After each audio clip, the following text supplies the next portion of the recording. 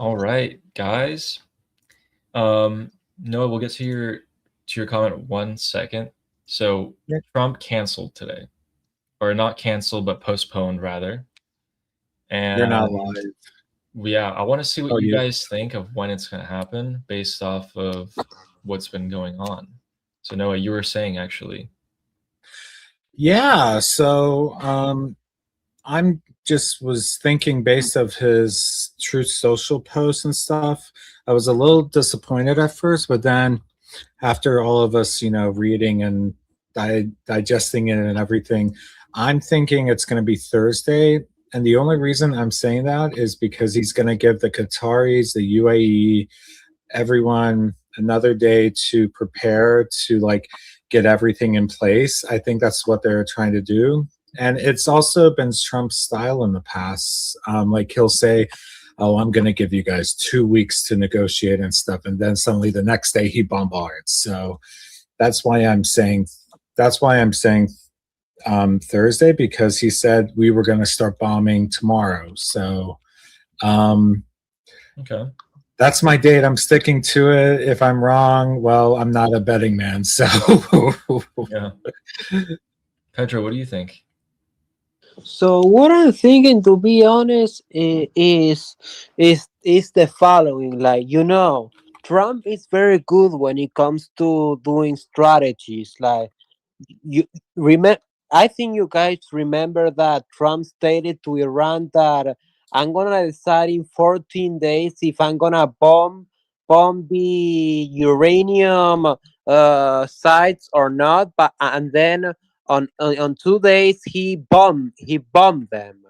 Like Trump is extremely unpredictable when it comes to stating the exact date of the bombing. So the best way to see the strategy is basically to wait and see the surprise, because uh, uh, when Trump reveals when he's going to bomb the area, it's the regime gets prepared for the strike, so it's better to do it unexpectedly.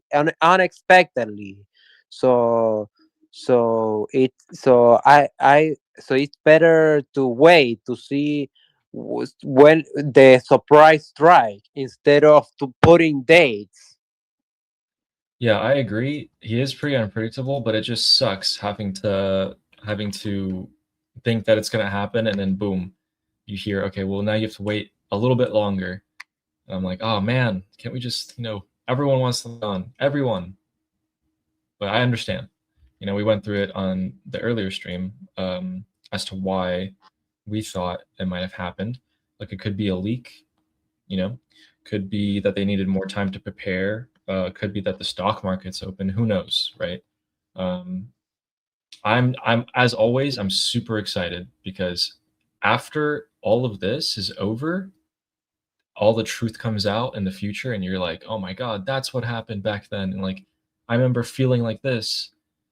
Um, yeah, you can respond to that, Pedro.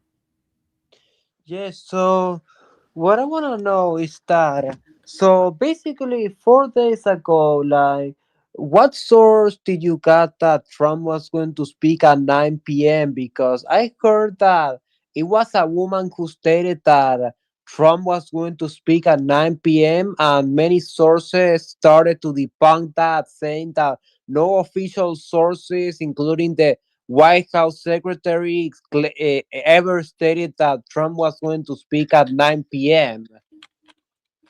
Yeah, so there was that pretty reputable source who's usually right, and me, including other people, thought that she was right. And so um, I was spending the whole day pretty much preparing for stream and then streaming, and then I took a nap right afterwards, and I woke up for what I thought was going to be Trump's speech, and then I was like, "Where is it?" And it never came. So, um, but yeah, you're right. I should be more careful with the sources, but I learned my lesson.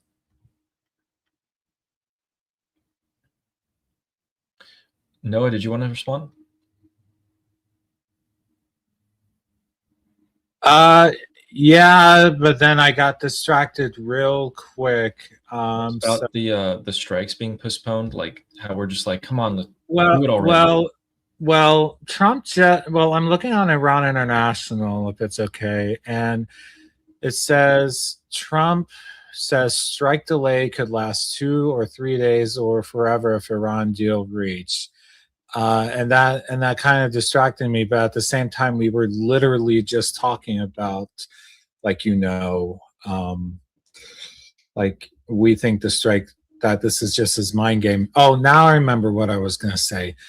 You never tell the enemy when you're going to attack, um, because, and I think that's what Trump is doing. He's literally, him and everyone else is just basically saying like these things just to throw everyone off guard, and then when everyone either least expects it or he'll do it like in 2 days or something, then then the US will strike. So I mean, you never, but yeah, that was what I was going to say. You never tell an enemy when you're going to attack, generally. Yeah, I mean, I agree. But in the same post, he actually said that we're postponing them, so they're still coming.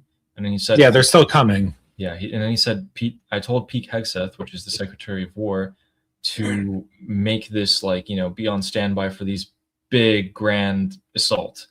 So the regime definitely knows it's coming. But the fact that he said that today and said, oh, yes, we specifically were going to strike tomorrow, makes me think that there's something that we missed. Maybe maybe it was a leak in Israeli media. Maybe the Interior Minister of Pakistan went to Iran to warn the regime that the strike was coming. Maybe there was a technical difficulty. Maybe they're waiting for something. Who knows? So, yeah. Well, I don't trust the Pakistanis at all because they're a major ally of China, and they have been known to leak and stuff. So especially when, by the way, I am showing that you are streaming. I did see that. So even though you're not recording, it's showing that you're streaming.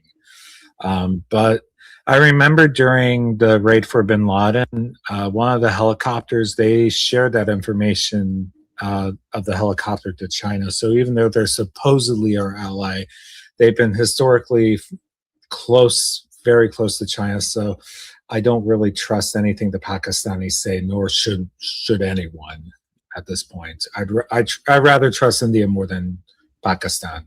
So. Yeah, you know what the problem with Pakistan is that they're fragmented, and like not everyone is on board with the same thing. They have factions that do have their own agendas. So it's kind of hard. And also, yeah, Armin says this all the time, never trust any country when it comes to geopolitics. You can only trust what their interests are. And if they want the same thing that you do, then you can work with them. But based on just good word and good faith, like it'll never work. You'll always be disappointed on that one. I wanted to see Hulda actually said that Fox News posted a video, so we might show that later. It's about 1:30 long. Did anyone else have any opinions on today's cancellation, or even any feelings? Like, I read it and my first feeling was just like there was like a half a second where my stomach was dropping, and then I was like, oh, okay. I remembered nothing's changed. The deals, the negotiations, the points, they're all still the same. No one's agreed to anything, and they won't. But yeah, it was just frustrating. I was like, come on, just please, just do it. Just do it. Well, you and I are both Iranians, so even though like you're from Iran, I'm Iranian American, we both feel the same way. We both want this to happen. And yeah, I felt dejected at first, but once we got, I felt the same way for half a second as well. So you weren't the only one. Yeah.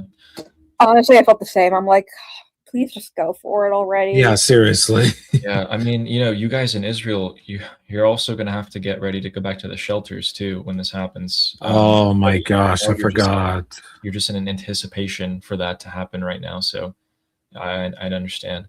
I think Pedro wanted to say something. He did. He's been very patient. Yes, I want to say something. I pretty much found out that it was. Pedro, you muted yourself. Sorry, I was looking at X Twitter, but I found it out that it was Mila Joy who stated that Trump's speech at 9 p.m. Do you trust Mila Joy or you don't trust her as a? I mean, not anymore, but it could have been an honest mistake. I don't think it's not a big deal. It happened. We should probably just move on. Move on. So next time, what sources should you trust? Should you only trust next time? After realizing that it was a hoax. You guys should trust, including me, should trust what the White House says, President Trump, and other what we call direct sources, and not as much intermediaries, unless they have been right consistently. Which Like Axios, or Axios is No. not reliable anymore. Axios. I don't know if they were ever reliable. Like, of course, every news agency has some things that they report on that's accurate, but yeah, I think they've been wrong, or misleading is a better word for it. The New York Times is the most evident one that has been wrong about the Iran war. Like Yeah, it said, so a lot of these news agencies or editorials will also have their own agendas.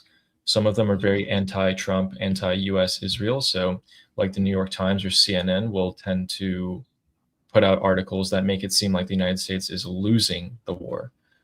And that's just quite, as a news agency, I don't know when happened, but instead of reporting the news, they start putting their own opinions into it and twisting things to make it seem like, a certain thing is happening. And that's why so many politicians nowadays hate the news, because they don't just report. In fact, they don't do any sort of journalism anymore, because if they were, you would see them traveling to the sites of conflict or zones of interest, and they would be directly gathering data firsthand and reporting just the facts. For example, Trey Yingst does that in Fox News. He's their chief correspondent in the Middle East, and he does a great job. And that's why he's gotten almost like 1 million followers in the past, couple of years. Samantha, and Reuters. go for it. Reuters is Reuters good source? Reuters is fairly good most of the time, I would say. I mean, all of these agencies have been wrong at some point. But you kind of have to, here's what you do. You read how opinionated the title of their article sounds. And if it's very opinionated, you just know. You know that they're biased. Samantha, you want to say something? Yeah, I mean, like New York Times, I'm sure you saw the recent thing about the opinion piece claiming that the IDF are training dogs to like rape people, when it's like, so that story came out like 19 hours ahead of like a reporting that like used forensic evidence and stuff about like Hamas rapes on October 7th. And the New York Times was offered to publish the piece about like Hamas raping people on October 7th as like a weapon of war, and New York Times turned it down, but like they still followed up and knew like the date of when that piece was going to come out, so they published their opinion piece 19 hours ahead of time. So like, the total propaganda trying to like, basically silence what happened on October 7th with this. Yeah. So yeah, no, Times is far from. What I like about I think people should read biased sources just to like know what the other side is saying. Like knowledge is power, and knowing like what the other side thinks is very important. Like I listen to that. Like I listen to Al Jazeera and like I listen to the Thinking Muslim just to like know what the other side is thinking. And something that's very useful about like when you have like a serious propaganda source is it when they do a damage control article, it lets you know and like put things into the category of okay, I feel very confident now that this is happening. Like Al Jazeera, total Hamas propagandist. They did like, a damage control piece after like Hamas like banned women from being allowed to like ride motorcycles and made like a law about like women having to wear hijab in like municipal buildings. They did a propaganda piece about how like, well, what's really oppressing Palestinian women is like Israel, and but like they acknowledge that stuff. So that's how I know like okay, that's definitely happening in Gaza because like Al Jazeera is even acknowledging it. Yeah, and it's not really hard for these opinionated, biased news agencies to grab something that has like a shred of truth and to completely twist it and make it something that is completely untrue. Like that article you just mentioned, like, okay, there's something going on in Gaza, and that is the shred of truth. And then somehow the title is dogs. It's like, what? Really? Is that what's going on right there? Okay. Wow, I didn't know that. Noah, did you want to respond to that? Yeah, Samantha, I'm sorry, I gotta disagree with you on that. I believe that there should be impartial news agencies like what we had in the I want to say like the 70s, the 80s, and the early 90s, like with Fox, CBS, ABC, how it was supposed to be with like the Neutrality Act. I know in Britain they're supposedly they're supposedly supposed to follow neutrality, but I think if you keep having biased news articles, you're only listening to one side. You need to listen. I get why you need to listen to multiple sides. I get that, but also at the same time, if you listen to only one side of the story and you listen to only biased stories, it's you have the danger of having yourself fall into that thinking that, and I hate saying this, Samantha, because you were in a cult, but it almost like that, so forgive me for saying that.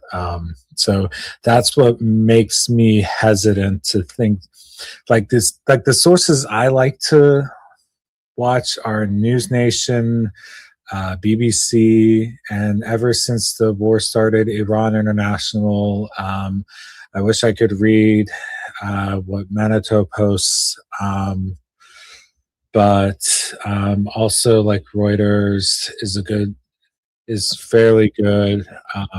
But those are my mostly. Yeah. I mean, Samantha's point was that you should listen to the opposition so that you understand what they're thinking, so you don't fall into, just like a echo chamber.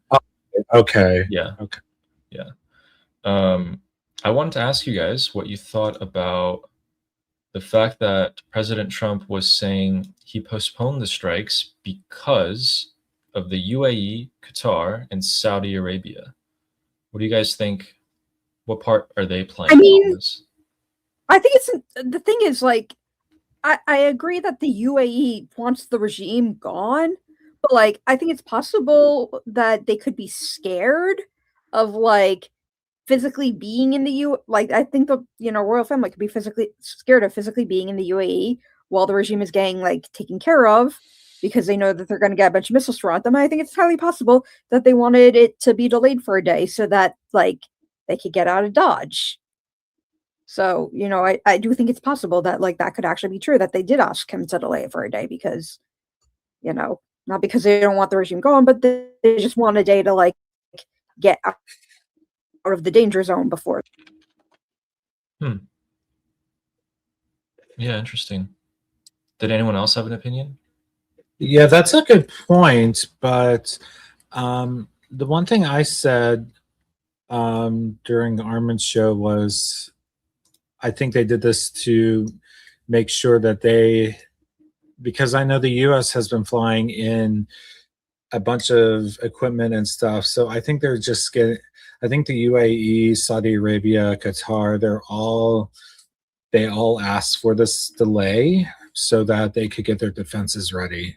I think if they didn't, they want to feel like they're 100% ready to take on any missiles, any drones that they possibly can. And also, here's the other thing, and the one thing we haven't talked much about this on this channel is the fact that they are getting help from Ukraine because of the expertise that Ukraine has gotten during the war with Russia and how they're able to take down their drones, which are the same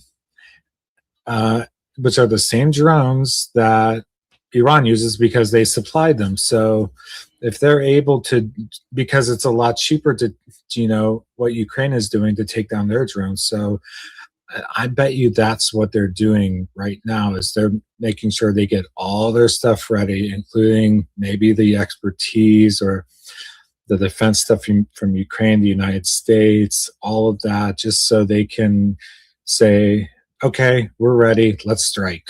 So, yeah. Yeah, if they are doing that, they had a long time to prepare and get ready. It would be really, really lazy and incompetent of them if they needed like this last, I don't know, maybe 48 hours, couple of days. They weren't prepared. But I want you guys to consider this. The fact that President Trump said what he said meant that everything's done. The plans, the decisions, everything's done. It's all set.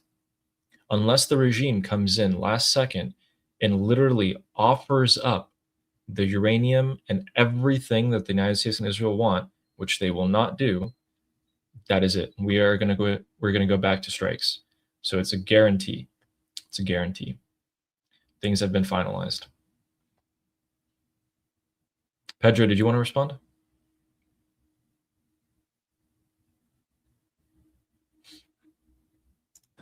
Yes, I wanna respond. So what I wanna respond is that when it comes to President Trump's strategy on the Iran's war, I think Trump clearly knows what he's doing because, unlike other presidents like Mr. Obama, where by signing a deal with the Iranian regime on the nuclear deal, it gave them millions of dollars. Instead, Trump's has a strategy of unconditional surrender with no money to give them back. That means that Trump will not repeat the Obama mistake of giving them millions of dollars. Instead, they will get no money in case the deal is agreed. But if the deal is not agreed, then Trump is done with the regime and they will bomb them. They will bomb them until they are the and people have the chance to reclaim their country.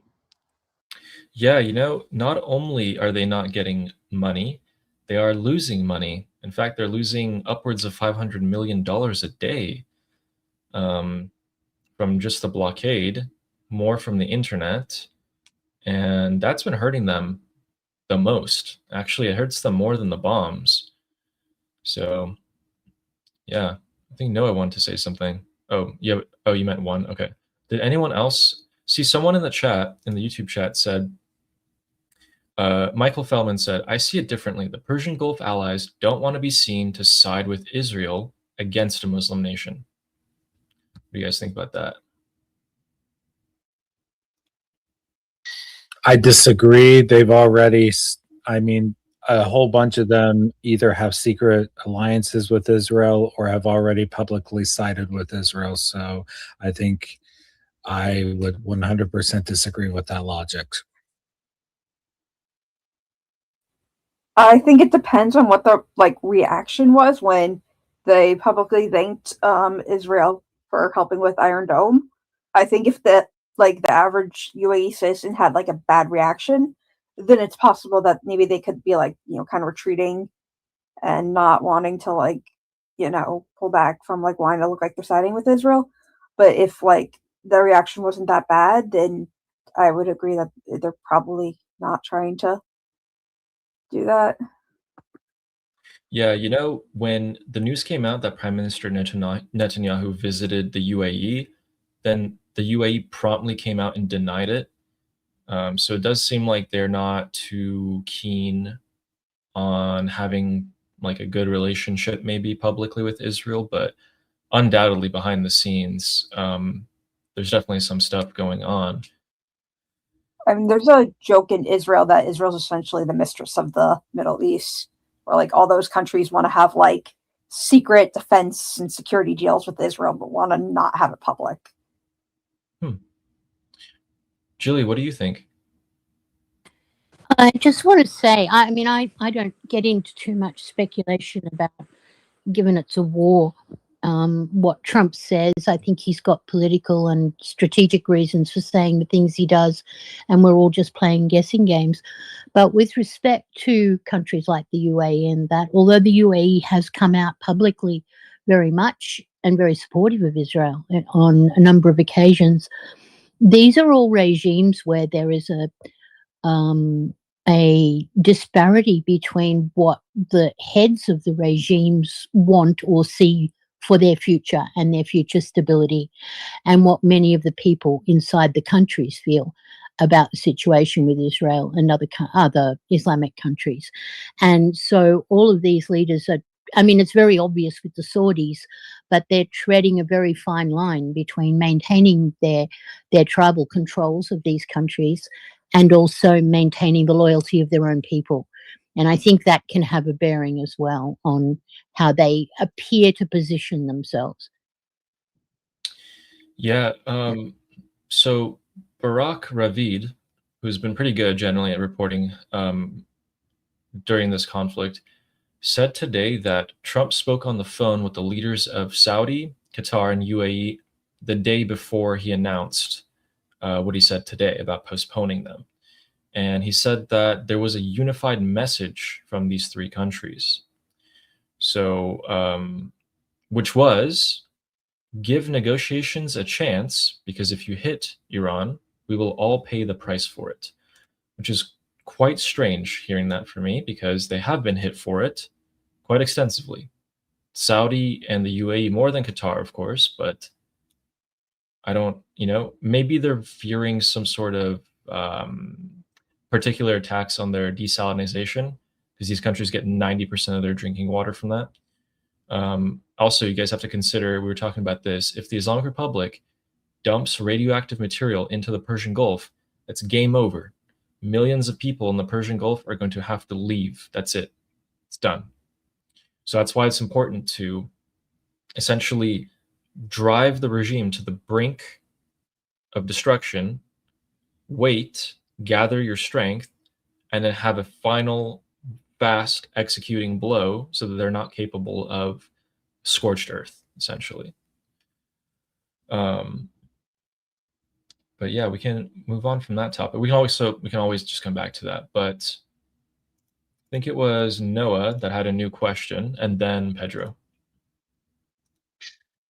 Yeah, so I wanted to go back to what we were talking about, the uranium, because this reminded me of a political satire from Poland Ball, and I'll put the link in the chat, because as you know, some of you may know, when I tried to play a video, the audio did not work on School, so I'll send it to you, and then Ali can play it. But basically, this is why I don't like oh yeah, we'll make a deal, but then Iran could do this other thing when you guys watch it. So I mean, I just watched it, but I don't think that's never gonna that's not true though.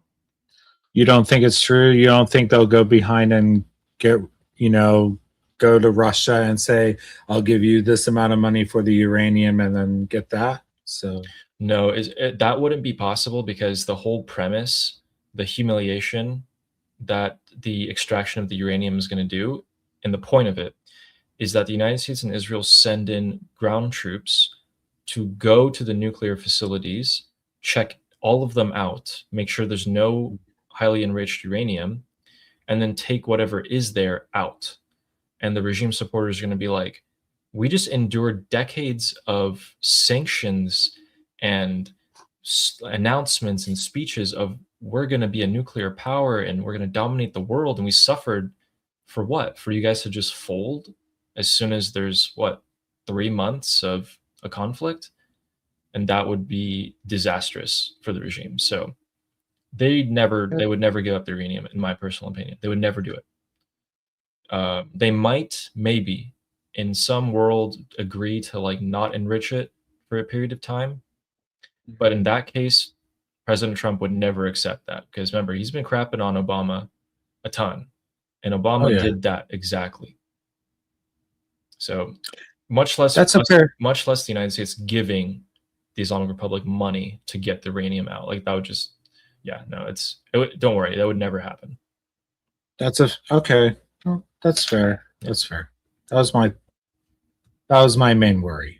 Yeah, this just goes back to the main points. It's why the conflict is inevitable. It's going to happen. Mm-hmm. Yeah. No matter what anyone says, you can be in a room full of 20 people and they can all tell you, Noah, you're so dumb for thinking that the war is going to pick up again.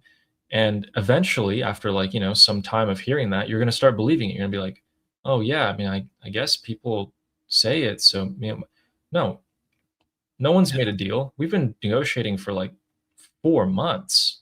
There wasn't a single breakthrough, not a single one. Yeah, you're absolutely right. And also you're absolutely right. Thank you. Yeah, no problem. That's what I tell everyone who kind of gets discouraged, especially today, is that nothing's actually changed. People can say what they want all the time, and this is not the first or last time that President Trump is going to say something that makes us feel down or up. And by the way, we all know they can't make it a deal because it'll be the end of the regime. So yeah.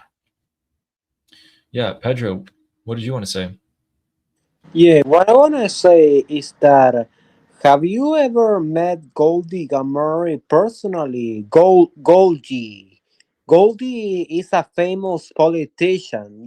We all know her. She's very known across Iranian American communities.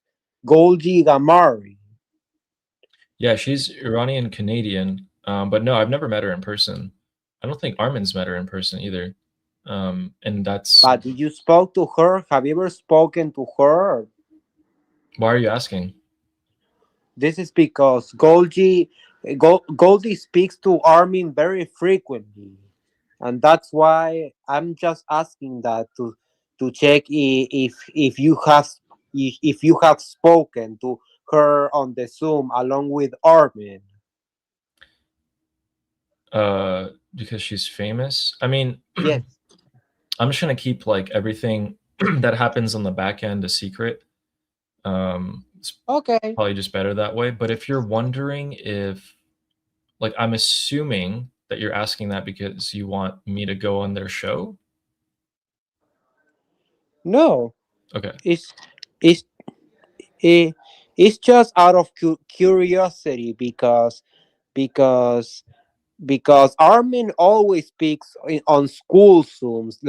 We see him every 3 days. And at least we see him. But Goldie, she only speaks on her YouTube channel. Do you know that? Yeah, I do. Everyone knows Goldie Gamari. Yeah, she's very famous. She has been doing a lot for us. So I think everyone knows her, everyone likes her, everyone appreciates and respects her. So yeah. And Murad Baisi, don't forget him. I think he's probably the most famous Iranian journalist in the world, the most followed among Iranian journalists. Murad Baisi. Yeah. Yeah, he is. He does speak only in Farsi though, guys. So if you do tune into his stream, there might be subtitles. I don't know. I've never tried watching it with subtitles. But hopefully they work. He does give some really good points. So whenever some big event happens, like today, it's worth kind of listening into him. But if you're not a native Farsi speaker, it'll be pretty difficult to understand everything that he's saying. But yeah, good point, Petra. Thank you. Yes. Jilly, did you want to respond? Oh, sorry. Yeah, it was more to do with what Noah was saying before about Trump and reading Trump.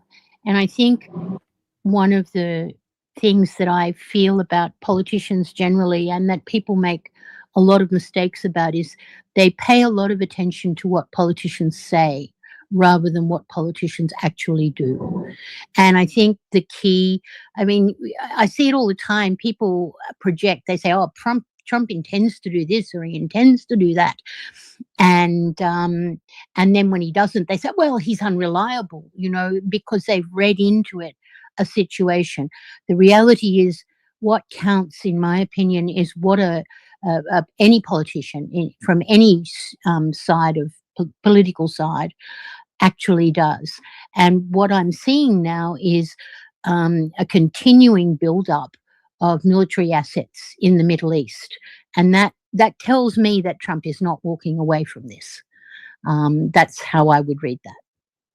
People in Israel are stating that every single night they're just hearing constant sounds of jets.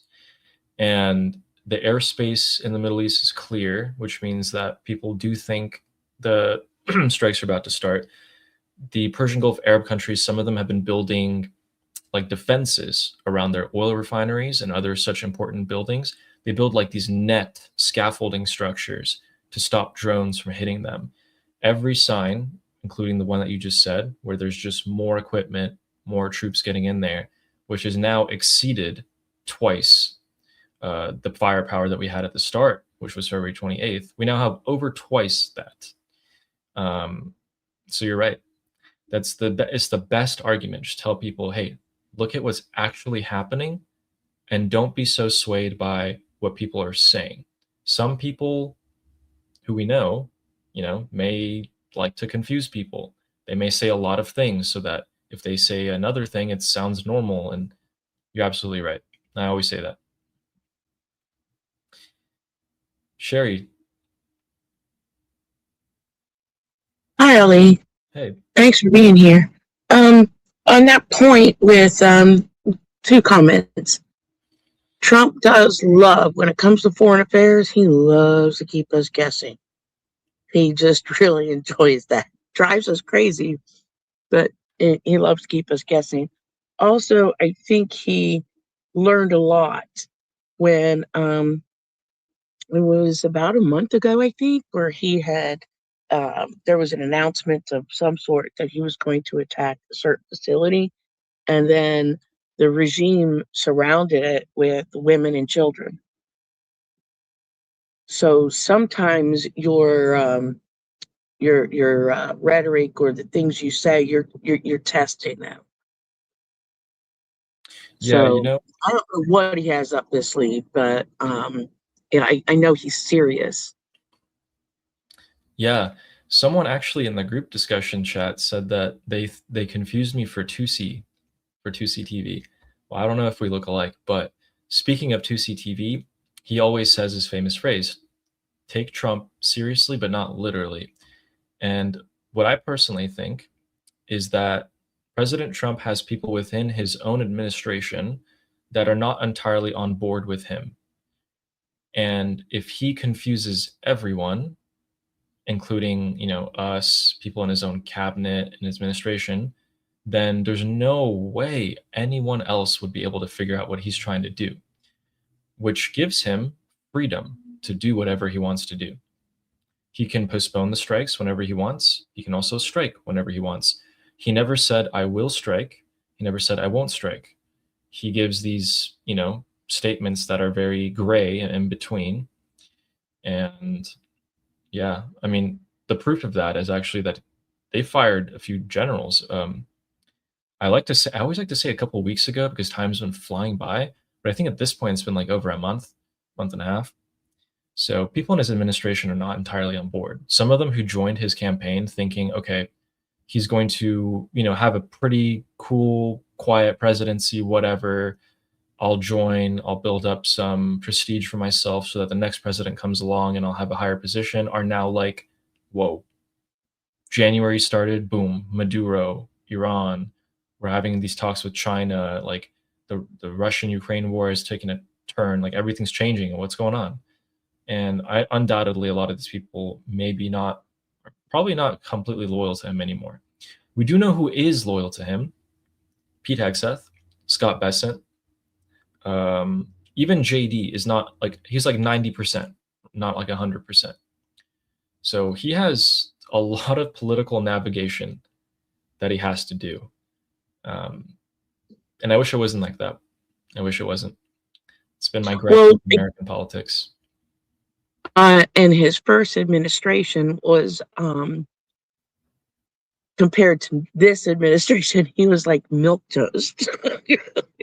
And so I understand what you're saying. You make the point that they thought, oh, okay, he's going to be back in office. It's going to be the same thing. Oh, nay.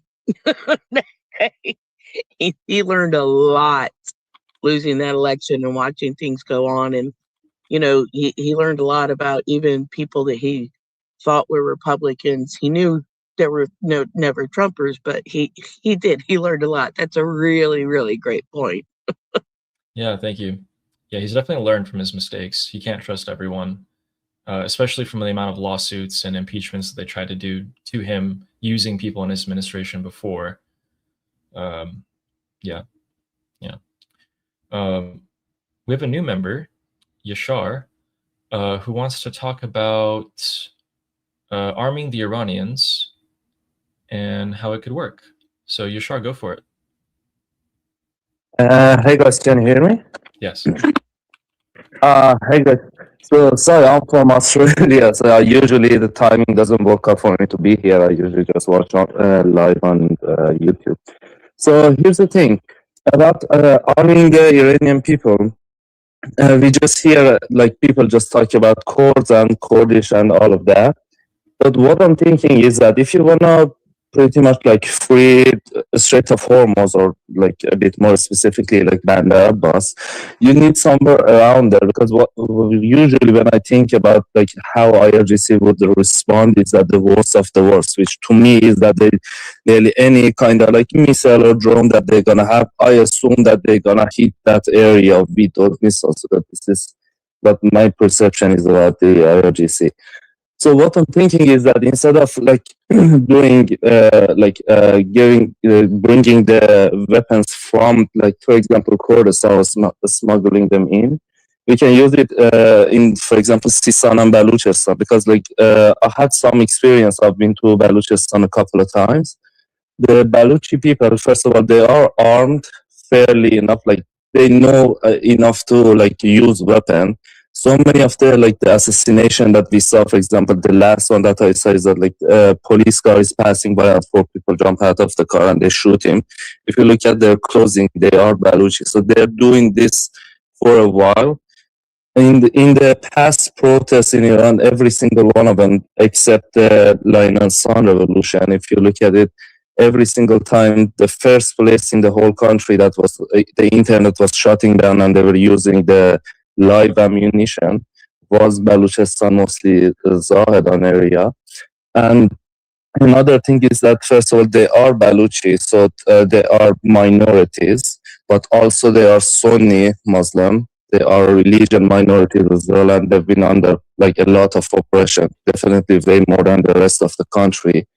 And one of the big things over there is that the thing that they do as if like making money is that they smuggle oil and like goods and items out of the country, like through border to Pakistan. So they already know like the routes for smuggling stuff in and out. And another point that I thought about is that because like the Sistan Baluchistan province is like the water ocean border of it is with the Oman Sea. Currently, the U.S. blockade is a little bit out, but it's in the Oman Sea, like it's on the edge of it. So you can have access to like a water border as well as like through Pakistan, through smugglers. You can just bring the weapon in. And if you want to, for example, open up a Strait of Hormuz, the location was Sistan Baluchistan. Literally, it has a land border with Hormozgan province, which is like you can literally take people over there. You can train them because it's way bigger than like Kurdistan and that area. And I think this potentially could work more than like arming the Kurd people, especially now that the Kurds are in spotlight and everyone just looking to that part of the country to like something happen. They think there's something gonna happen from there. And one of the things that IRGC definitely is scared more than another uprising is an armed uprising. I think that as soon as this happened, they're gonna bring as much like as much like army personnel or any sort of thing to just shut this down, because this is the one thing that could really just bring them down. So I think like this potentially could happen, and also because they are Sunni Shia, I think it was Molavi Abdul Hamid is their cleric. A while back, he critiqued the IRGC as well, and on that area there are more basically more, how do you say, more religious people that they are not so they like this person, for example, Molavi Abdul Hamid, he is the kind of person that can affect how they act. So, and he's already announced that he is against the way that the government is and this sort of stuff. Yeah. I think that could potentially work easier and could get access to like U.S. Navy to get closer to the Strait of Hormuz. Yeah, so with I'll address some points first. Okay. So if you want the U.S. Navy to get control of the Strait of Hormuz, that's the hardest Yeah. part. And then, and then just so it doesn't echo, do you mind if you mute your mic? So if they want to get into the Strait of Hormuz, the problem with that and why they haven't done that already is because it would take a few hundred, maybe 1,000 drones and missiles all aimed at these US carriers and ships for them to get hit. And that would be the worst scenario. And that is why that they're doing the blockade off of the, like further out and not actually in the Persian Gulf. It achieves the same effect. It's way safer. But even if you were to go and take the physical Strait of Hormuz, the regime can still launch missiles and drones from like 100 kilometers, 200 kilometers further in, and they can still hit ships like that. So that's the hardest. It's so hard. It's so hard to get control of the Strait of Hormuz in a military way. Not that it's impossible. The United States military can obviously do it, but it's just very difficult for them to do it, and they will take some sort of loss. For the arming of the people, you're right. And the Pentagon is doing what you are talking about. They definitely didn't just choose the Kurds. They chose all the groups that they could possibly use and trust. So Baluch, Kurd, whatever, right? They used them all. It just happened that the Kurds failed, and it became public that they failed. And if they didn't use other groups, they would have used different ways, different avenues to get weapons into Iran. And they don't want everyone armed because that's just impossible. Like someone's going to leak the information, something's going to get out. Now you're in a mess. You also have to train these people with these firearms. You don't want them to shoot other people. There's a whole slew of problems, but you're thinking about it on the right way for sure. Yeah. Did you want to say something to that? Oh, sorry, me? I didn't. Yeah, basically the Pentagon Oh, used different ways to get weapons in there. And you know, we actually have an expert, Jeffrey here. So if you did want to respond to that, go for it. And if not, then Jeffrey's gonna talk about it too. Well, yeah, I mean, I agree with you that this is something that was definitely think about, but this is something that, like, in the, what do you call it, like, in the discussion groups, it was never, like, talked about. The only way pretty much that everyone think about smuggling the weapon in is that, like, either the airdrop or you will give them again to the court or like something on that line. What I was thinking is that especially if we're thinking about like actually training the people, you need some space for it as well. Like, you need to be disgraced, no one should know and all of that, but also you need the space. Like in the province, like geologically, if you look at like the Kurdistan area, it's a fairly small like province, and also it's definitely being monitored right now. It's in the spotlight.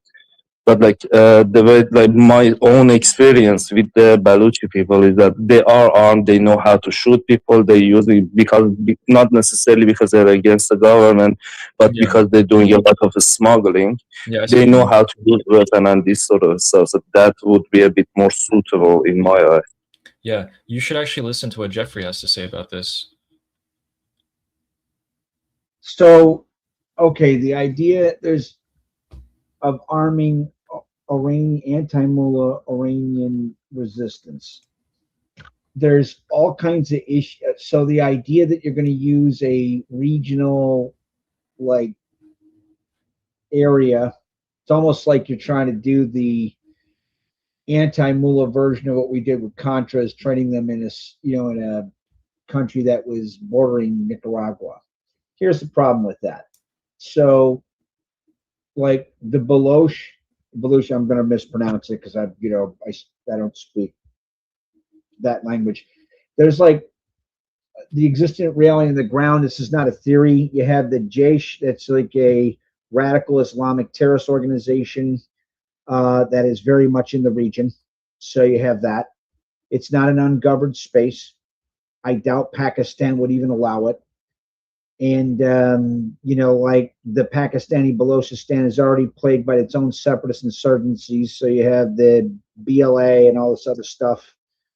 It would invite mullah retaliatory capability. It would threaten China Pakistan economic corridor. So the Chi-Coms are going to jump all over that shit. Logistics and concealment, like concealing your just like logistics in that area is pretty much a fantasy. Like the terrain is moat and desert and mountain. That said, modern surveillance like drones, satellites, local informants makes secret large-scale training, at least in that area, pretty hard. I mean, I'm not trying to shit on your prey. I'm just giving you an accurate, like my best assessment, right? The blowback is almost assuredly guaranteed. So you'll have there's issues regarding it might end up empowering jihadist-linked elements. Like Jaish had organization operational ties with Al Qaeda. So you're not like the broader point you brought up is very much right on the money. So the idea of training anti-mullah forces outside of Iran, they need a space to train. You can't just disperse weapons in. It is better to actually train, like have a training regimen, what I call kinetic track 2 material support, or kinetic lines of effort, kinetic track 2 material support and or lines of effort outside of Iran, and then disperse them in mass. So, it's generally you're right.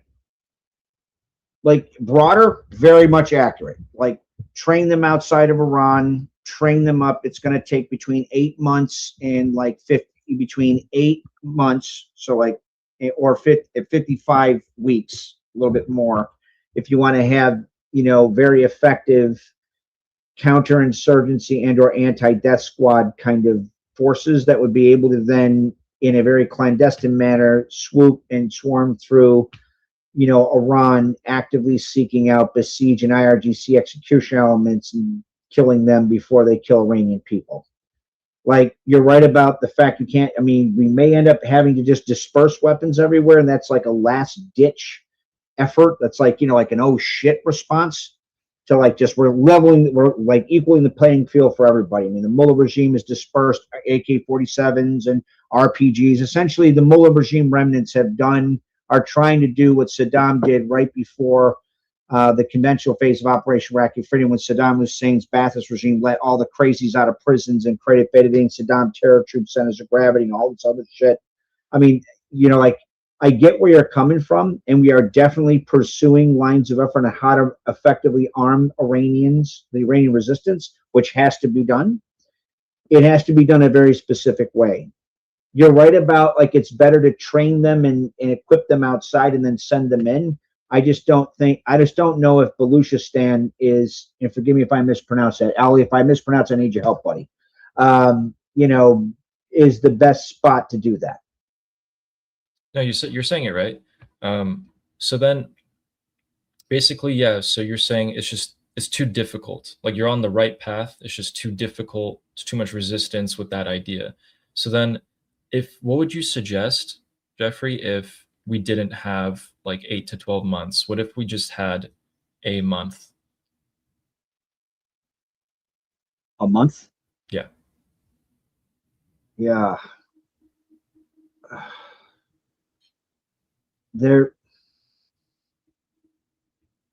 Okay. Would it probably just be let's closer say we have to? I'm just sighing because it's a really shit sandwich there. Yeah.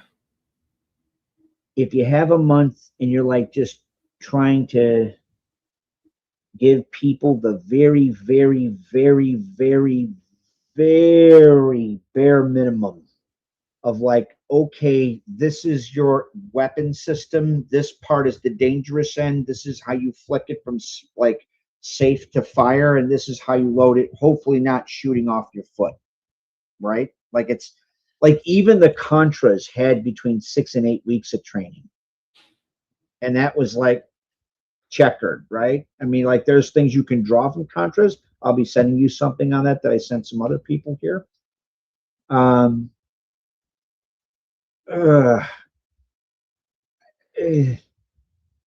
Okay, so training, what you would lose in quality via the 8 months to 55 weeks to have the 20,000 highly trained operatives that would then go through and do all the things I talked about, you would have to make up for that lack of quality with quantity or mass.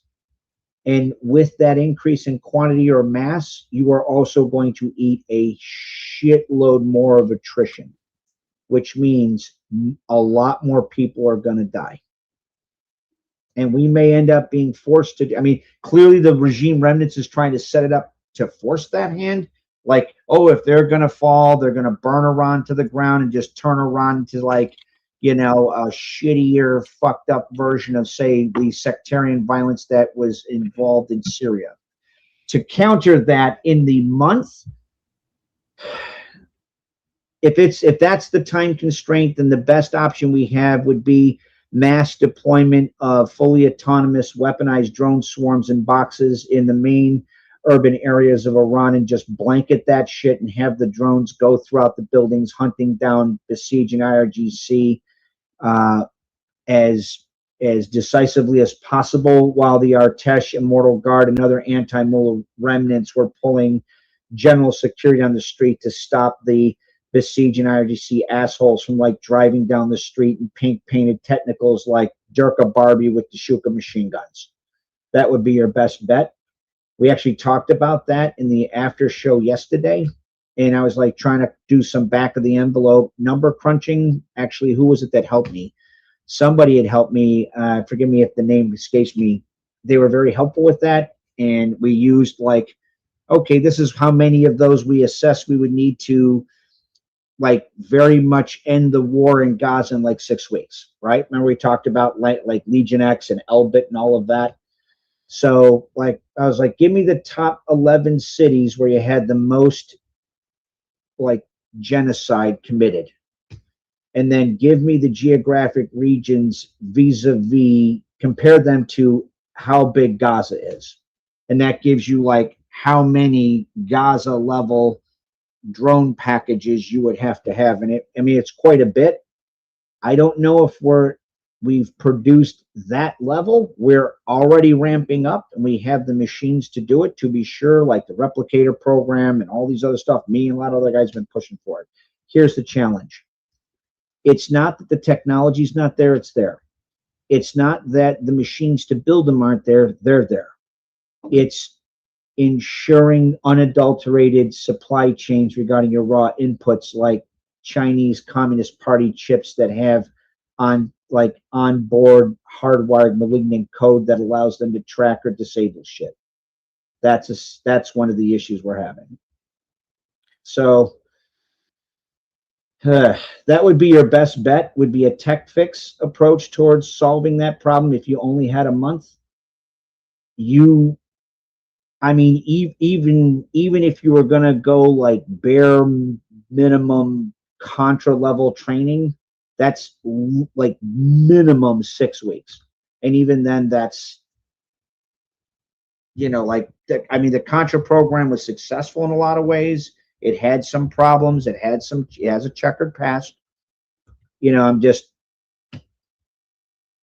I hope you understand the question, like the gravity of the question you're asking me, man. Like, yeah.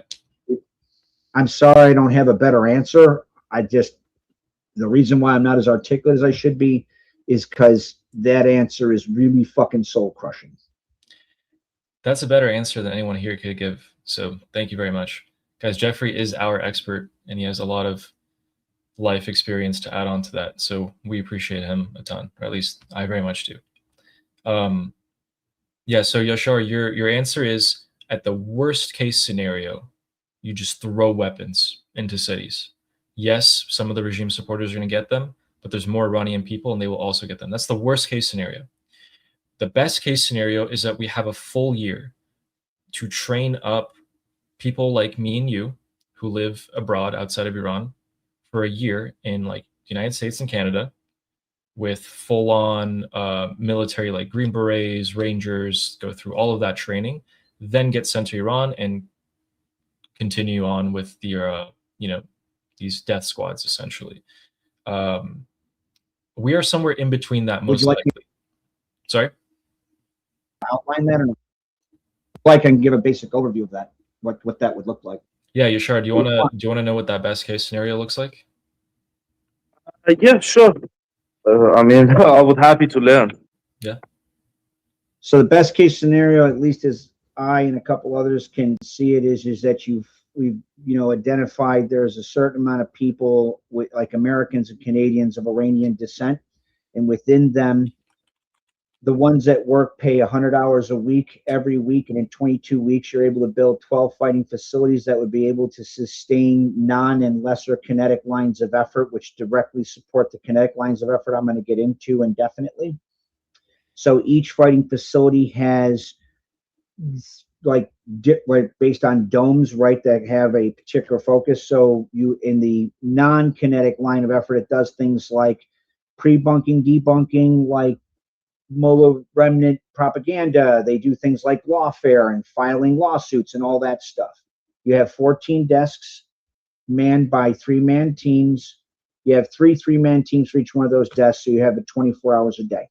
The lesser kinetic lines of effort. So to train those people to do that, you're talking about 2 years, right? Or hopefully you find people who are trained as paralegals and or in journalism, right? Those are the two for the non-kinetic lines of effort. For lesser kinetic lines of effort, you're talking about training people in doing things like link analysis, competitive open source intelligence gathering, image measurement-based intelligence, weaponized transparency, sometimes otherwise known as targeting, vetting for the people who are applying to do the kinetic lines of effort stuff. Training is about same format. So 14 desks, right? One desk deals with the country that their home country they're in. Second desk, or the other 13 desks deal with the 13. I mean, it's not provinces. It's like, what do you call the ones that are above province, like our states? You got like 13 of them, right? You have 32 provinces above that. It's like broken into like 13 regions. You know, District, maybe. yeah, there you go. The district. So like each one of those is servicing a specific district, right? So you're talking about 400 to 800 hours of training. After that, they're in the top 2 percentile of non-state-based civilian intelligence analysts in the world. So they'll be very capable of what they're doing. So 10 40-hour weeks or 20 40-hour weeks, you can bump up the training per like time per day to like 10 12 hours. That's like about as much as you're going to get. Not going to be pleasant, very much going to hurt your brain. So like when that's all done, then you identify 20,000 American and Canadian of Iranian descent that are between 18 and 35 that are male, that don't have any family, so they're not married, they don't have kids. And the reason for that is that minimizes operational security issues and or potential points of leverage that the Mullah regime remnants would hold hostage or at risk. And you would end up training them to be very highly trained and like counterinsurgent and anti-death squad. So what's the training look like? First 10 weeks is like basic training that you would see in the United States Army. AIT, or Advanced Individualized Training for Infantrymen, is another 12 weeks, so you're at 22 weeks. RASP, or Ranger Assessment Program, is kind of like 8 weeks. Then you have 61 days for Ranger School, so that's like 9 weeks. Let's see, we're at 22 plus 8 is 39 weeks. Then you have like an abridged version. You could do one of two approaches. You could do an abridged version of 3 different other MOSs. One is civil affairs, the other one is human intelligence collection, and the other one is small quadcopter drone. I think the MOS designator is 15X. And so that would allow you then to not only be very effective, so you're like, there's another 12 weeks. Then you add another month to do some of the contemporized version of what we taught Contra, specifically psychological operations in guerrilla tactics, which means things like political warfare, enhanced interrogation, targeted killings, all kinds of stuff that you would do to sit there and go after Besiege and IRGC local leadership. After that, you'd have 20,000 people very trained and be organized within 156 to 158 companies, broken down to 8-man hunter-killer teams. And when dispersed throughout Iran, they would go through Iran in a covert manner, actively seeking out and killing Besiege and IRGC executionary elements like sharks amongst prey. When they're done eliminating them, so assessed easily at the low end, they'll probably take out about 20 combatants for every 1 operative. High end's 100, so you're talking about between, this is just like preliminary assessments, right? 400,000 to 2 million IRGC Besiege douchebags getting put under the dirt. When that's done, the steel fist, at least as it exists right now, particularly if it's done after and or coterminously with a mass strike that the current Trump's administration is seeking to do or getting ready, is set to do, which is they're going to eliminate all the stuff in the Strait of Hormuz, all the conventional military that's left of the IRGC, so no tanks, APCs, rotary aircraft, towed and or self-propelled artillery of both tubed and or rocket type. All of the Mullah regime remnants leadership is dead. All the IRGC and Besiege leadership down to the lieutenant has been killed. Every headquarters from the national, like, what do you call them, district, provincial, and indeed city, maybe even some of the neighborhood HQs have been obliterated. All the stuff in the Strait of Hormuz is dead. So every missile launcher, every fast attack boat, every douchebag Durkin, a fucking inflatable duck, a scuba, like a terrorist scuba man trying to fuck the sucker fish underneath the ocean, they're all taken out within 5 days. So when that happens, you have that executionary element that's still there because the Mullah regime sat there and adopted something called Mosaic defensive doctrine, which is they've dispersed and kind of like created independent commands to try and insulate the ability of a decapitative strike from fully eliminating the regime. Although said decapitative strike will definitely kill the regime dead. They'll be like a headless chicken. So that's why you need those 20,000 highly trained people to do what they need to do. After that, if all goes well, then you're talking about like the steel fist that the IRGC regime remnants and the has been shattered. They're done. The veterans of those that did that then become the core cadre to develop neo-Savaks so that Iranians don't ever have to worry about having to be put in that kind of position ever again.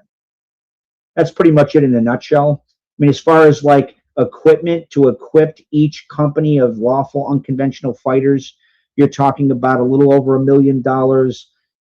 Weight and size wise, it's about 37 pallets that fits on 2 C-130s and or 1 C-17 and about 48,000 pounds. If you're going to airdrop it, which there's positives and negatives to that, I mean, you're talking about easily a landing zone that's about 2 kilometers square.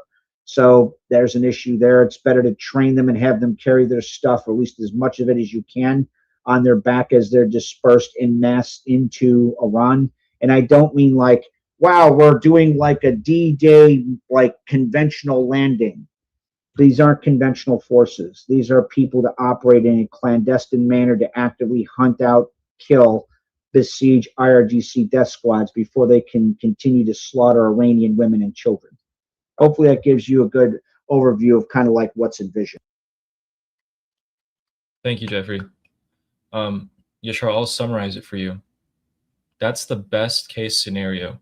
We have highly trained specialists that are able to not only destroy the IRGC, but also pave the way for the future.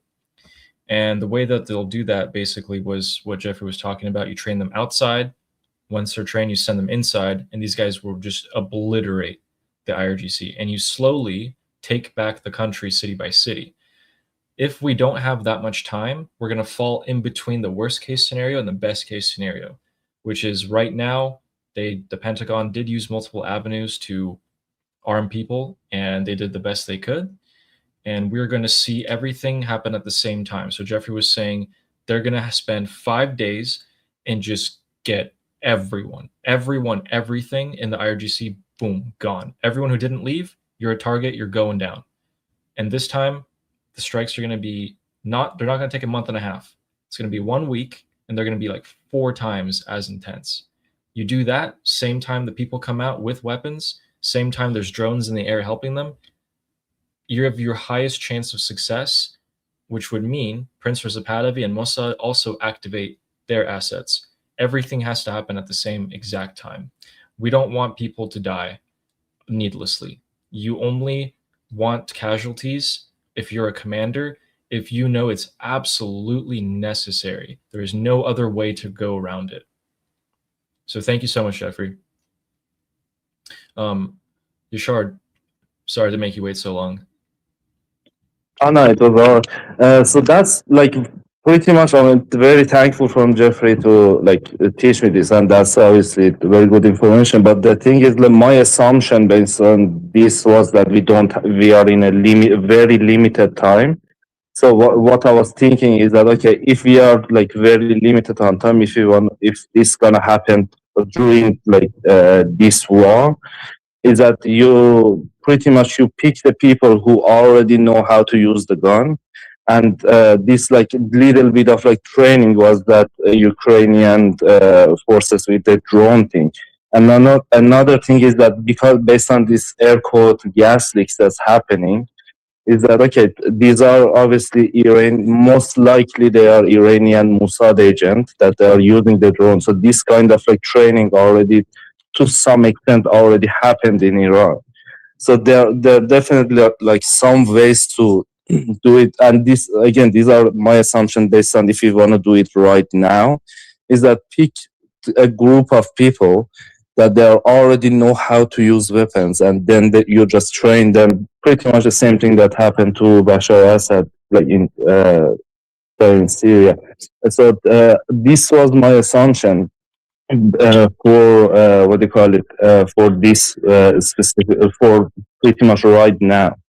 And I thought that, okay, if this gonna happen now, this could be like a more plausible thing, because sorry, I just woke up pretty much like half an hour ago. My brain isn't processing it. But yeah, that's about it. Yeah, Jeffrey, go ahead. So I get the point you're making is to find people who already have at least a basic level of understanding of how to employ small arms or small unit tactics. It's not without its merit. So the issue is, how do you vet the person that did it? And even if they are fully on board, if it's between that and just dropping weapons everywhere, that's a better option-ish. The issue is, there's a reason that I set up, like me and the others, well, me and others developed the training requirements that we did. It's not enough just to know, okay, I'm a basic infantryman. It's like the Artesh, right? I have a lot of, like, the ones that are not in league or, aligned with the Mullah regime. They were like people that the Shah set up. Like, I have some respect for them. 2/3 of them are conscripts that had like 8 weeks of training. Not even. So those are regular conventional forces. The IRGC and Mullah regime remnants is trying to set up the environment so that a post-conventional, post-regime environment is akin to what occurred in Iraq, which is, he said, Saddam said, can't win the conventional thing, they're going to stomp. And we did. We stomped his ass, kicked his ass up between his shoulder blades. It was unreal. So he told his Republican Guard and all the other crazies, like I talked about, the Fedayeen Saddam terror troops, take off your uniform, put your shit under your bed, and just wage this guerrilla campaign against, like, the post-conventional reconstruction effort. So even if everything goes like the way without, like, even if everything aside from training people up occurs, they still have to train those 20,000. That still has to happen. Right? That still has to happen. Yeah. And it'll happen either when Iran's free or before that, preferably Right. Well, before that, but we can always have the ideal scenario. But I wish that would happen. Sherry, did you want to respond to this?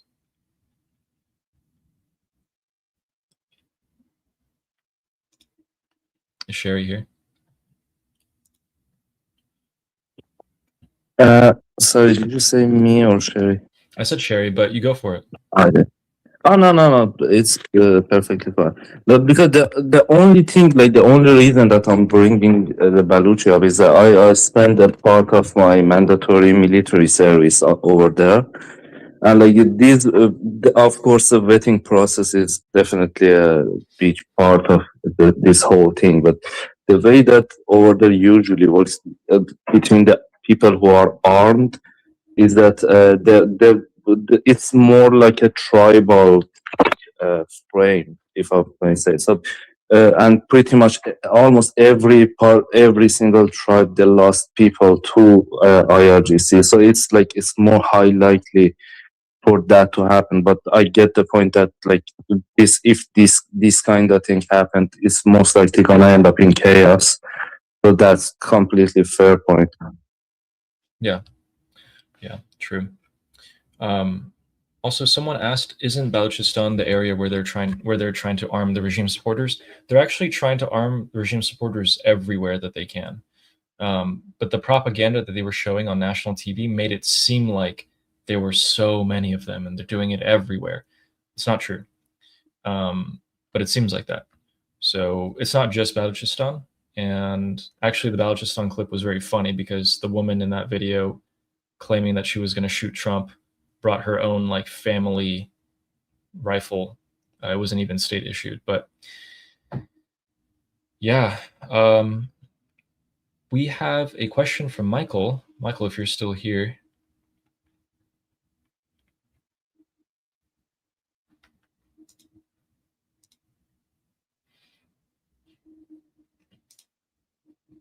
Okay, we can come back to Michael.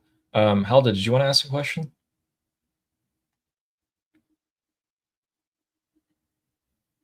Yes, sorry about that. I had my microphone off. First off, I had posted 2 videos. I wasn't sure if you saw those or not, that I thought were kind of interesting. I posted them at the beginning of the chat. But for Jeffrey, I did have a question about what he was just talking about I had walked away and you had said something was soul crushing. And I was curious if you were talking about the length of time. And I also wondered if the fact that the Gerald Ford is no longer in the area, you know, it's now back in Norfolk, if you think that that plays a factor at all in what's going on right now with The soul Trump. crushing was the you know, if we had to just mass disperse weapons all throughout Iran to equal the playing field. Right. Only because I know the Mullah remnants are that the reason they're dispersing weapons to, you know, the few Iranians, I mean, they're not nothing. The very, like, the slim minority of Iran, well, I don't want to call them Iranians. Let's say the slim minority of people that are aligned with the regime. They're like giving them AK-47s and RPGs, and all the rest of it, because they're trying to turn a post-conventional, post-Mullah regime Iran into like Syria. Right. Right? That's the threat. And so, you know, yes, if the approach, if it is required, if it leaves us no other choice than to mass deploy, like, just weapons all throughout Iran, just like airdrop cases of fucking weaponry, right? And say, well, everybody's going to have a machine gun, you know, so we've leveled the playing field in small arms way. That's true. It, you know, or like, you know, if we only had like a month to train anti-Mullah forces, the lack in quality has to be made up in quantity, and that mass will also translate into a higher level of attrition, meaning that the bill that will have to be paid will be greater than it would be if it was just like 20,000 highly trained operatives going and hunting down, killing the siege and IRGC executionary element, right? The peons. That's after a mass bombing campaign that will take out almost all of the regime remnants. It had nothing to do with the aircraft carrier going back here. A lot of the strike capability it's not just aircraft carriers anymore. Like, our heavy aircraft can bring a lot more pain to the fight than any aircraft carrier. I guess where I'm a little bit confused is, you know, everyone seems to think that we are going to start striking in a few days. You know, frankly, I'm kind of, you know, I don't know where I weigh in on this. I mean, I know what I would hope to see, but, you know, after all these weeks of promises and, you know, constant, you know, asks for negotiations and deals and this and that, I'm starting to lose a little bit of, you know, faith of hope. But what I'm curious about is if we did strike, you know, you make it sound like it could be like another 2-3 years before we could actually free the Iranians. And I would bet that if we were really striking that heavily, I would think that they would start to come out. You know, not right away. I mean, not the first day, but I'm saying when they actually see, you know, the ramifications of the destruction, I would think that they would start to come out. Well, here's what I'm saying. I'm saying that if the administration, and it looks like they're leaning towards the maximalist approach, as was envisioned, or as me and others maximalists had sent up the chain, you're talking about 36,000 targets getting serviced in 5 days. That means the regime as a regime is dead. Every tank, every APC, every helicopter, every fucking towed and self-propelled artillery, right? So all their conventional military is obliterated. All the stuff in the Strait of Hormuz, every fast attack boat, missiles and radar, that's all destroyed. All the regime remnants is dead. And the IRG and besieged leadership will be hunted down and killed almost down to the lieutenant level, which is like, as they should be. Yeah. So absolutely, they're absolute fucking ruthless, heartless, godless fuckers, every one of them. So that being said, that doesn't mean that the 400,000 to 2 million crazies that were like the executioner element are going to disappear. Some of them will probably defect, some of them will flee, some of them will almost assuredly be set up, and it very much seems like the Mullah regime is trying to set it up to fight a long-term guerrilla or insurgency-like terrorist campaign in a post-Mullah Iran. I'm not saying that Iran won't be liberated. What I'm saying is it would take 2 years. No, not 2 years. It would take from the beginning of training, probably like 18 months when you start training, and then you're done, and then you send them in, till all of those residual elements would be cleaned out of Iran, and Iranians wouldn't have to worry about having kind of consistent post-Mullah terror campaigns going on inside Iran. I see what you're saying. So basically what you're saying is that if we decide to strike, it could be, you know, a few weeks before we see, you know, the true destruction. Then they would come out and there would be just a massive constant hunting down of all the vermin. So like Hilda, if we strike and they do the Maximus approach, it won't be a couple of weeks, it'll be 5 days and they're dead. But what's the point? I mean, I guess where I get frustrated, you know, as an Yeah. American citizen, and of course having somebody in Iran, I'm so frustrated with hearing okay, you know, another week, another day, another 3 days, another 5 days. I mean, Jesus Christ, it's been what, almost 6 weeks now? I mean, what is the point, you know, of I the don't- continual, you know, What is pushing the back? point of That's what I don't quite understand. You know what I mean? What is the point of what? You know, constantly pushing it back, you know, week after week after week. I mean, is Trump just playing games? Is he trying to build up, you know, munitions? Is he trying to build up forces? Is he trying to maneuver? Is he trying to, you know what I mean? I And mean, what's the reason behind all the attempt at not the delay, well, the pause in the kinetic strikes? That's probably a combination of a couple of things, not the least of which is we're restocking our munitions, which, I mean, General Keane talked about this literally about 3 hours ago. mhm. It's like, yeah, now we're, you know, it took us a while to we used a lot of munitions, a lot of long range critical strike munitions. And like, it's not just the Mullah regime we're dealing with Putin's criminalized counterintelligence states belligerency in the intermarium. We're dealing with the Chinese Communist Party's belligerency towards fucking Taiwan. We're dealing with the Mullah regime remnants, and they're all coordinating their efforts. And so Yeah. the environment's fluid and ever changing. We have to modify things on the fly. And so, you know, as that occurs, we're like, okay, we can't use all of our long range strike munitions because we have to save some for Taiwan and some for Europe and all these other places. That doesn't mean we're not going to hit them. It just means we have to change out what munitions we're using, right? So there's that. In other words, instead of using long range cruise missiles or Tomahawks fired from subs, albeit they have some there that they'll probably still use, it's more like we're going to use munitions on top of target, which is GPS guided JDAMs. That's 500-pound general purpose bombs that have kits put on them so that they're extremely accurate, and they do the damage of, say, a long range strike munition for a lot less cost and a lot less impact on our strategic munitions, because we have hundreds of thousands of GPS guided kits and, you know, easily hundreds of thousands, maybe millions of general purpose bombs that we can just rain on top of friggin' like Mullah regime douchebags like fucking Santa Claus, right? So, I mean, it took a minute to sit there and change that. You had to deal with things like certain elements of the Western European states of NATO fucking us and giving us all kinds of shit, whether it was Spain, to a lesser degree France and, you know, Great Britain, and to a lesser degree Germany. I mean, like, I'm not saying Central and Eastern European countries, they had our back. So like Poland, Ukraine, even Ukraine, it's not part of NATO, had our back. And that's one of the people that is actively assisting Gulf states and our forces and training up other people, right, to keep it nameless.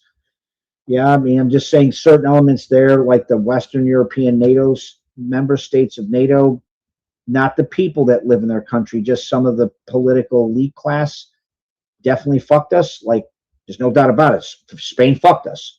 You know, that didn't stop us from striking. It undermined the intensity of our heavy aircraft in the first strikes, which meant, you know, it gave time for the Mullah regime to adapt. So there's that. I mean, there's all kinds of different reasons. It's not because Donald's abandoning Iranians. I mean, think about what he said today. He made it very clear. The strikes are planned to the mass strikes were planned for tomorrow morning, because certain states said, please hold off, give it one last chance. He said, okay, great. he told CENTCOM and Pete Hegseth and the Joint Chiefs, maintain the ability to strike at a moment's notice and continue to build your strike capability as we're doing so. If the Mullah regime does not come to the table, he will give the go-ahead. The strikes will be massive. They're not going to be what you've seen before. It will probably dwarf what you're seeing now. As what General Keane said, he said, you know, you're talking about 30% of the targets left and the regime is done. The regime itself. So, like, it's like this. How do I put this historically? You know, people are going to go, oh, it's like Iraq. First off, there's like non-interventionist misinterpretation of Iraq is all fucked up. I'm saying think of it like Saddam Hussein is dead, right? Ba'ath regime is gone. Then we'll have to do a surge to make sure that whatever regime remnants, the execution element doesn't do to Iranians what they did to Iraqis. That's probably part and parcel of the reason why they're doing the calculations they're doing. It has nothing to do with throwing Iranians under the bus. I mean, President Trump's done more for Iranians in like a couple of months than all like the past 7 presidents combined. Obama gave Mullah regime $1.6 billion in cash and pallets. President Trump gave the Mullah regime easily on the low end $25 billion of warheads on foreheads. And nothing like. It's not like he's like nobody's trying to throw the Iranian people under the bus. Quite the opposite. I know that doesn't make it any easier, right? It's like, yeah, Iranians are suffering. I mean, like if I had a wand that I could magic it away, I would do so. Me too. Thanks, Jeffrey. Yeah, thank you, Jeffrey. Someone in the chat, by the way, we really appreciate you saying this. But guys, Jeffrey always takes the time to explain why something's happened. And it may be a lot of information for some people to absorb, especially if you're just looking for a quick answer. But then if you actually listen all the way through, you realize I am now like 100 times more knowledgeable about the realities of every situation. And it's gold. It's gold. It's worth more than what you can't buy this information online. So thank you, Jeffrey. I'll say this. One, I know that Iranians are hurting. They're wondering, was it worth it that people came out? The answer is unequivocally yes. What that protest did is wipe away all the fucking lies and propaganda the Mullah regime that's illegally occupied Iran since '79 has perpetrated on the world. It showed in no uncertain detail, Ali, that the Mullah regime that occupies Iran is not the Iranian people. And the Iranian people will never be alone again. As far as it's very sweet what you said about me. I try to do the best that I can in my own very imperfect way. The real people, though, the real heroes are like my buddies that the mullahs killed in Iraq. The real heroes are the kids that gave up their lives to buy the time and to get us to the position we're at.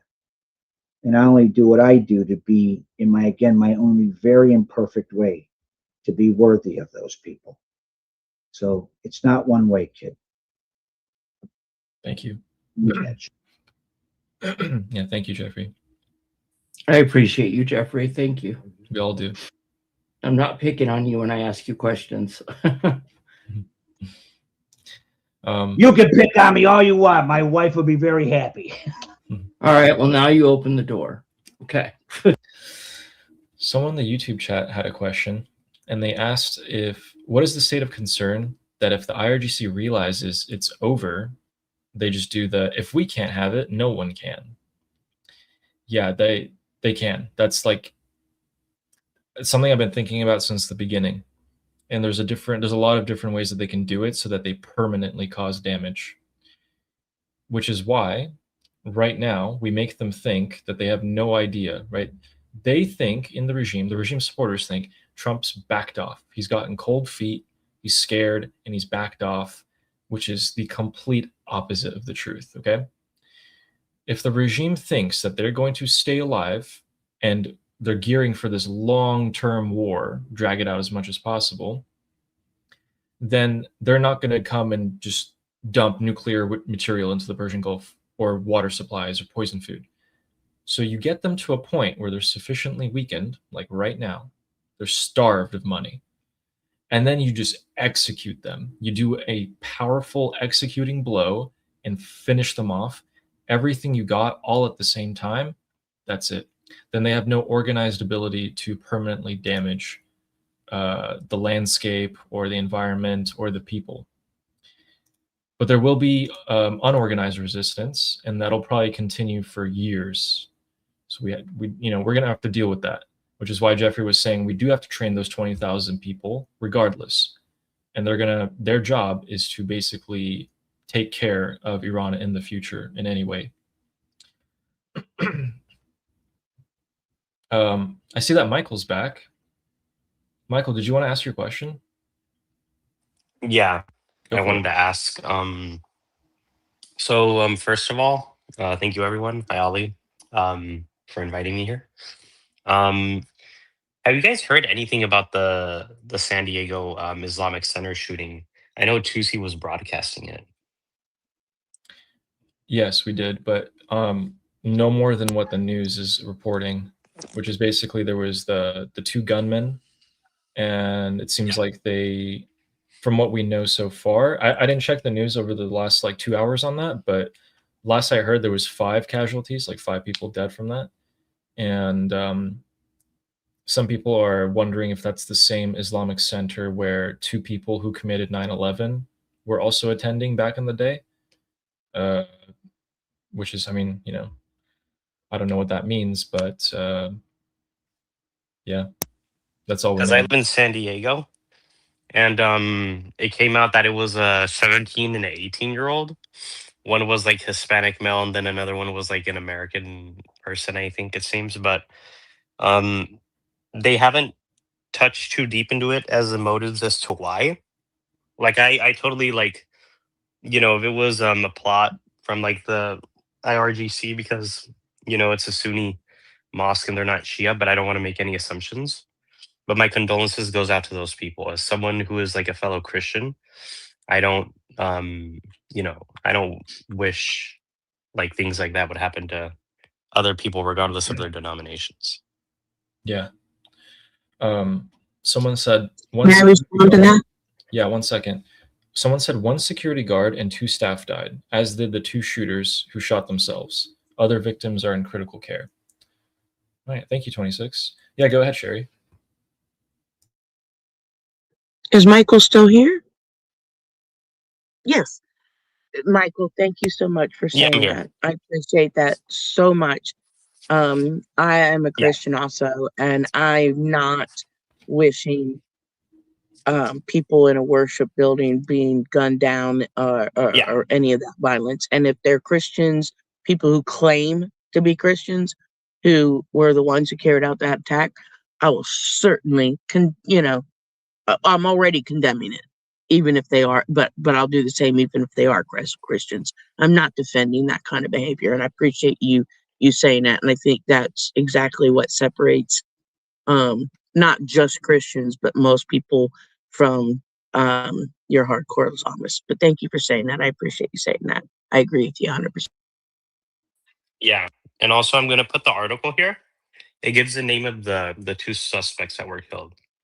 So that way, in case you guys, in case Ali wants to take a slight look at it. All right, thank you.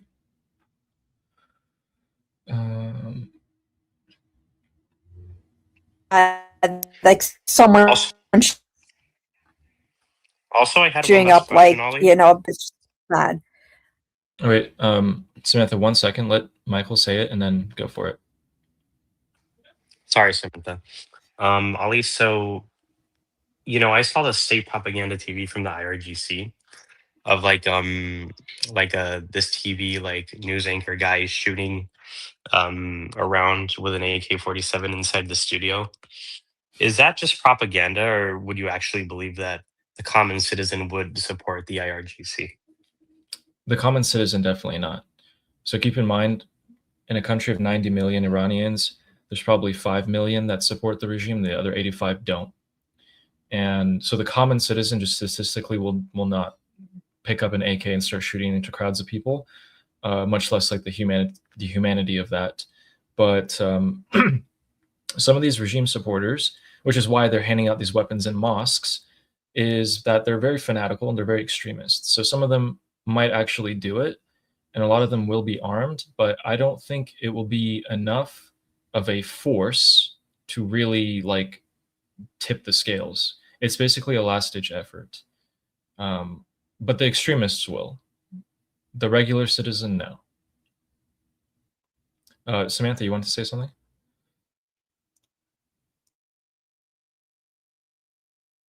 Yeah, just that it's like really sad. Like, you know, anytime like someone shoots up just like a building with like school children and like, you know, just someone wanting to hurt little kids, it's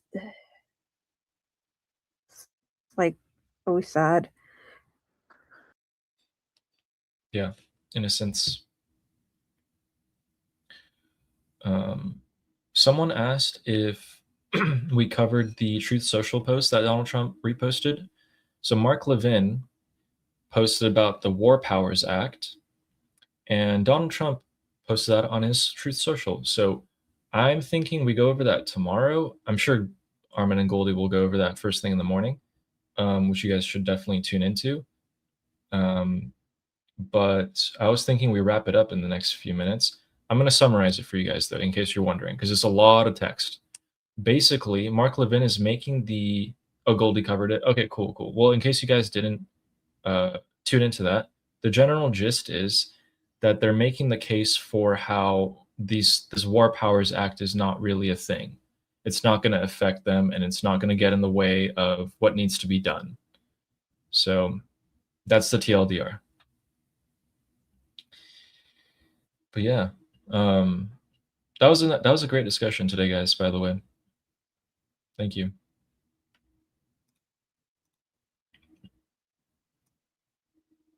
Oh yeah, Sophie, our in-house legal counsel, a constitutional law person is a better word, says correct. So we're good, guys. We're totally fine. Which is funny because Congress and Senate voted like 7 times to limit the war powers.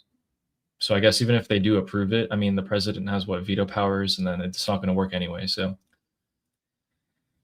yep. And thank God, thank.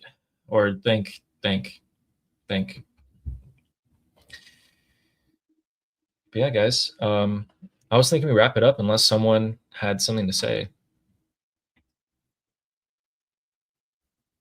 Thanks for creating this space for us to have this discussion, Ali. Yeah, thanks for all- showing Thank you up. very much. I know it's very late for you.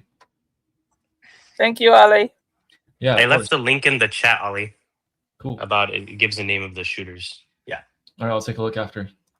Yeah, no worries. Yeah, guys. Also, crazy journey. I started YouTube May 1st, and now I have 750 subs. And yeah, I have like 39 people tuning in right now. 36 actually. So that's cool. And please remember to subscribe. And I really appreciate you guys for showing up. Thank you. I'm gonna go ahead. Likewise. and- Thank you. May everyone stay safe and God bless everyone. Hopefully nothing like that.